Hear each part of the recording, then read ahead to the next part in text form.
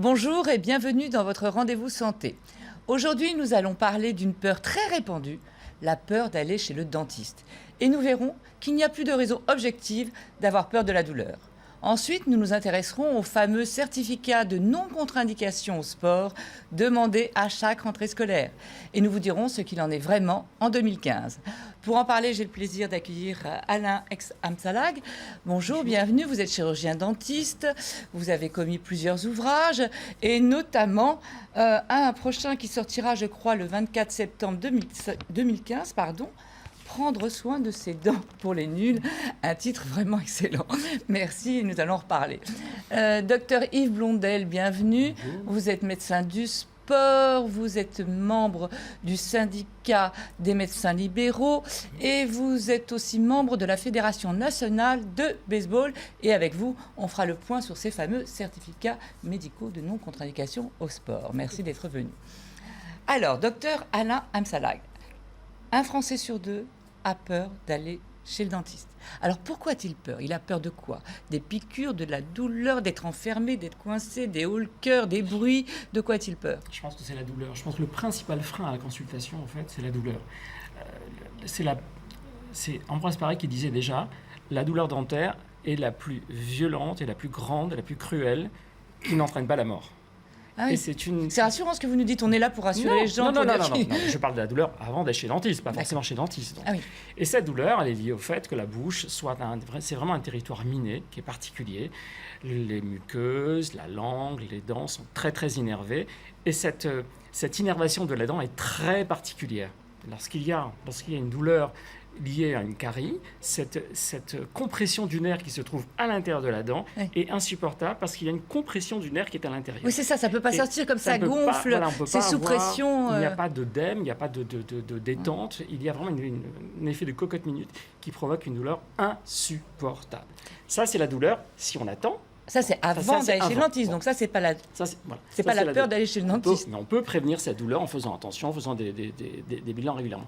Quant à la douleur chez le dentiste, elle n'a plus droit de citer. C'est terminé, c'est fini. Aujourd'hui, on ne souffre plus chez le dentiste pour différentes raisons. On a tout un arsenal qui nous permet de supprimer définitivement la douleur pendant l'intervention. Alors, racontez-moi un petit peu cet arsenal. Là, vous me dites, on n'a plus de raison d'avoir mal, la douleur, c'est fini chez le dentiste. D'abord, chez tous les dentistes, je pense. Tout le monde prend en compte vraiment la douleur. On peut dire aujourd'hui, en France en particulier. Donc, on a vraiment des cabinets qui sont en général très bien équipés d'une manière générale. Il n'y a pas de... Je pense que alors on fait quoi? On prépare, parce que souvent il y a une anesthésie, les gens ont souvent peur des piqûres. Donc maintenant, est-ce que la piqûre... Parce que la piqûre chez le dentiste, c'est quand même comme un gros tire-bouchon. Déjà, rien que le matériel, c'est affreux. Dans notre imaginaire, dans notre inconscient collectif, on a l'impression que cette douleur liée à l'anesthésie, c'est un péage obligatoire avant de passer à la non-douleur. Pour être soulagé, oui. Aujourd'hui, l'anesthésie est devenue totalement indolore. On a... Avant d'endormir, on met un petit baume sur la gencive qui est extrêmement puissant, qui endort la gencive. Et on le met chez soi ou on le met chez le dentiste? Non, on le met chez le dentiste directement. Et ensuite, le mode d'injection a lui-même changé. Les aiguilles sont beaucoup plus fines et on a même des modes d'injection qui sont assistés par des microprocesseurs. Où le volume d'injection, la vitesse des injections sont régulés en fonction de la sensibilité du patient. Ce qui veut dire qu'on ne sent même plus ces fameuses piqûres d'anesthésie. Mais avant aussi, ce qu'on sentait, c'est quand on allait un petit peu chercher le trou dans l'épine de Spix, là, qui est au fond. Oui, alors, cette anesthésie, on la pratique bien évidemment, mais de moins en moins. Et même cette anesthésie que vous décrivez, elle n'est plus du tout douloureuse, elle est complètement rendue indolore grâce aux précautions que l'on prend. Donc, une fois qu'on est anesthésié, a priori, on n'a plus mal. Mais on utilise aussi, j'ai vu, un gaz qui permet aussi de relaxer. Voilà. Alors, ce gaz, qui est un mélange d'oxygène et de protoxyde d'azote, qui s'appelle le méopa, en fait, est là pour dissoudre l'angoisse du patient. Alors, il agit d'une manière assez magique, parce que l'action du gaz est limitée uniquement au temps d'application. On respire ce gaz, et au bout de 2-3 minutes, on perd un peu... On n'est plus conscient du tout de la réalité du soin. On vous le met par un masque. Voilà. Et là, on décolle un petit peu, on plane un peu, on est un peu shooté, on est vraiment très bien. Et on a l'impression qu'on travaille sur une autre personne que sur nous-mêmes. Et cet effet-là... Mais on est conscient quand même. On est conscient, on va répondre. S'il faut ouvrir la bouche. Le dentiste demande d'ouvrir la bouche, on ouvre la bouche. Mais ça permet donc de vous détendre complètement et tout est amorti. Toutes les sensations douloureuses, le seuil de sensibilité du patient est modifié et on ne sent pratiquement plus rien pendant le temps d'application du gaz. Donc cette phase, ça c'est pour les grands anxieux, on peut vraiment s'en passer. Mais pour les personnes qui ne gèrent pas leur anxiété, leur angoisse, pour les phobiques ou pour les très angoissés... Pour les enfants. Pour les enfants. Alors l'application pour les enfants était vraiment l'application vraiment de rêve, idéale. Soit quand on a un enfant très jeune qui s'est fracturé une incisive à 2-3 ans en tombant, soit chez les enfants qui sont un peu agités, qui sont vraiment très anxieux. En plus, les enfants adorent. Les enfants, en fait, adhèrent beaucoup plus au myopathe que les adultes. Alors, le myopathe, c'est un mélange moléculaire de 50% d'oxygène et de protoxyde d'azote. Absolument aucun danger. Et lorsqu'on retire le masque, on peut, au bout de 2-3 minutes, partir. Si on est venu en voiture, je suis venu en scooter, par exemple, je peux partir en scooter. 2-3 minutes, le temps d'émerger. Et tous les dentistes peuvent l'utiliser ? Tous les dentistes peuvent l'utiliser. Est-ce que tous les dentistes l'utilisent ? Un grand nombre de dentistes l'utilisent et peuvent l'utiliser, oui. Enfin, en tout cas, il est facile d'avoir... Bon, on peut juste regretter, c'est le coût, en fait, le coût du gaz qui rend peut-être... Cette petite machine pas accessible à tous les cabinets, mais un grand nombre de cabinets sont équipés de ce gaz. Oui, mais vous comprenez bien que là, on parle des dentistes comme vous, qui prennent vraiment en charge la douleur, qui la connaissent réellement. Mais il y a beaucoup de chirurgiens dentistes qui s'en moquent un peu, qui ne vont pas vous faire une pré-anesthésie avant la piqûre, qui ne vont pas utiliser le méopa. Donc c'est pour ça aussi que ça perdure, cette angoisse. Non, justement, ça, ce sont des angoisses d'avant. Ça a changé. Ça, c'était avant. Vous voulez dire que la jeune génération ne fait pas ça ? Je pense vraiment que la jeune génération prend vraiment conscience du caractère insupportable de la douleur dentaire. Même pour notre qualité de vie, ça devient un plaisir de soigner, d'exercer et de voir des gens qui arrivent détendus. Est-ce qu'on a limité aussi les bruits ? Parce que j'ai vu une étude comme quoi les bruits étaient très angoissants. Il y a même eu des IRM fonctionnels du cerveau qui montraient que le bruit provoquait des angoisses. Non, pas trop. On n'a pas limité ? C'est vrai qu'on a le patient avec une posture très... c'est terrible quand même. Non seulement le patient, il est Regardez, allongé. même vous faites la grimace. Il est allongé, il est prisonnier. Oui, c'est il y a ça, des on est comme ça, on est sont coincé. intrusifs. La lumière dans les yeux, c'est ce qui fait cette position particulière du patient et qui est très anxiogène. Donc, mais le bruit, non. Mais à partir du moment où ce bruit n'est plus associé à la douleur, ce qui était le cas avant, il n'y a plus aucune raison d'avoir peur. Aujourd'hui, on arrive vraiment à démontrer, par une séance de soins, que ça n'a plus rien à voir avec ce qu'on vivait avant. Et donc le bruit, finalement, en dehors du caractère désagréable, avec cet écho particulier dans la tête, cet écho sonore, à partir du moment où on a désancré ce bruit à la douleur, il y a une grande part de l'anxiété liée aux soins qui a disparu. Mais cette angoisse, elle se transmet aussi, j'imagine, elle est transgénérationnelle. Il y a aussi le fait, quand on est tout petit, quand les dents commencent à pousser, déjà ça fait mal.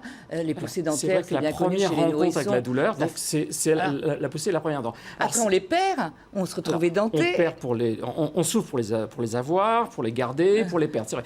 Mais c'est pour ça que la première visite chez le dentiste est déterminante. Elle conditionne complètement le futur de l'enfant qui va grandir. Et elle doit être réussie. C'est pour ça que s'il faut utiliser du gaz pour soigner un enfant, pour qu'il garde une bonne, il faudra le faire. Mais ces premières visites chez le dentiste vont conditionner tout son futur. Un autre message, peut-être, c'est d'aller régulièrement chez le dentiste, justement, pour éviter cette douleur. Alors, on peut vraiment le dire, le meilleur système de soins au monde, le plus équitable. Vous savez que avant la naissance, la femme enceinte reçoit un bon de visite gratuit donc pour aller chez le dentiste. Les enfants reçoivent aussi ces formulaires qui permettent... Donc si on applique vraiment cette politique de prévention qui nous est offerte, dont on doit profiter, on peut dire que la carie doit totalement disparaître.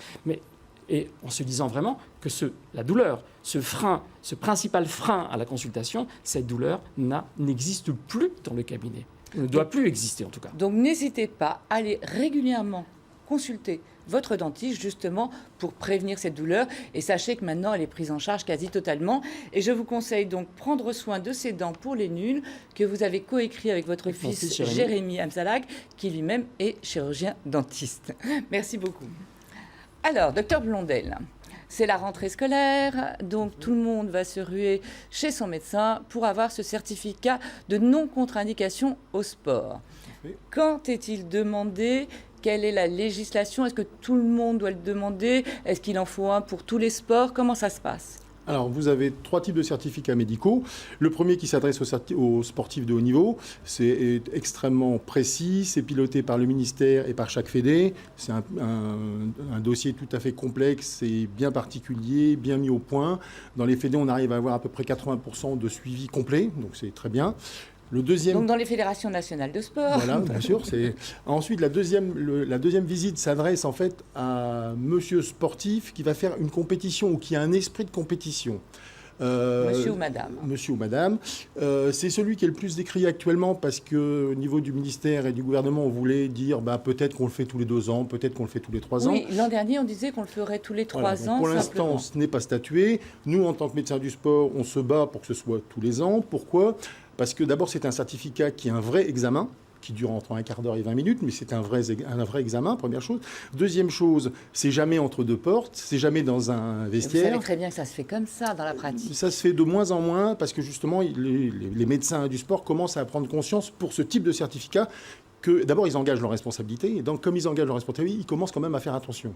Donc, ce certificat, il est très important. Pourquoi ? Parce que quand vous voyez, par exemple, en tant que traumato du sport, vous voyez un sportif, un jour, il a mal au dos, 6 mois plus tard, on le voit, il a mal au genou, on ne l'a pas vu, on ne l'a pas examiné, on a examiné sa pathologie. Donc, l'intérêt, c'est que quand ils viennent pour leur visite spécifique, on examine tout. Et donc, on fait un bilan complet. On s'aperçoit de beaucoup d'anomalies, des petites anomalies, souvent, mais quelquefois aussi des grosses anomalies. Et ça, c'est indispensable. C'est là où il faut bien comprendre que ce certificat, cet examen, il est indispensable pour nous une fois par an. Pour vous, c'est une fois par an, Voilà. Et quel que soit le sport ? Alors, quel que soit le sport... Si je fais de la danse de salon, Attendez, il me faut un certificat. je vous ai dit, c'est pour les sportifs pardon. avec un niveau compétition. Oui, pardon. Après, vous avez la 3e catégorie de certificats médicaux qui devient un petit peu surprenant.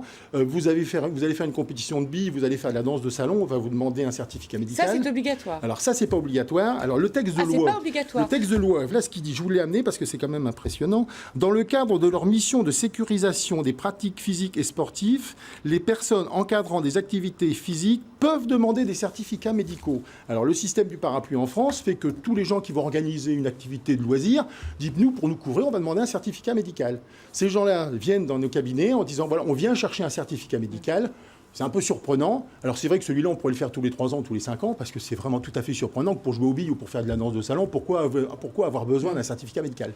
Donc celui-ci n'est pas obligatoire, même s'il est encore demandé. Rappelons aussi une chose, c'est que ce n'est pas pris en charge par la sécurité sociale. Donc normalement, quand vous allez demander un certificat de non-contre-indication au sport pour votre enfant, vous devez régler la consultation.